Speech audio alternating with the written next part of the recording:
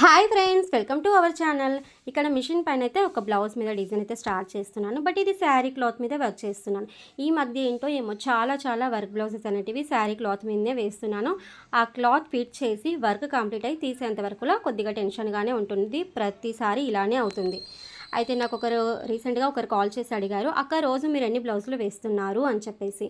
నేనైతే నార్మల్గా 11, 12, 1 ఈ టైంలో అయితే వర్క్ అనేది స్టార్ట్ చేస్తాను. కాబట్టి నాకు నైట్ 12 వరకు కూర్చుంటాను. అది సీజన్ టైంలో. సీజన్ లేకపోతే 9:30, 10 వరకులా క్లోజ్ చేసేసుకుంటాను. అయితే ప్రజెంట్ సీజన్ ఉంది కాబట్టి 12, 1 వరకు ఉంటున్నాను. అయినా సరే అండి, నాకు ఒకటే బ్లౌజ్ అయితే కంప్లీట్ అయిపోతుంది. ఆల్రెడీ ఇంతకుముందు లాంగ్ వీడియోస్లో కూడా చెప్పాను. మధ్యలో కస్టమర్స్ వస్తూ ఉంటారు, ఇంట్లో చిన్న పనులు ఉంటాయి కదా, అవన్నీ చూసుకుంటూ బ్యాలెన్స్ చేసుకుంటూ ఒక బ్లౌజ్ అయితే కంప్లీట్ అయితే అవుతుందన్నమాట.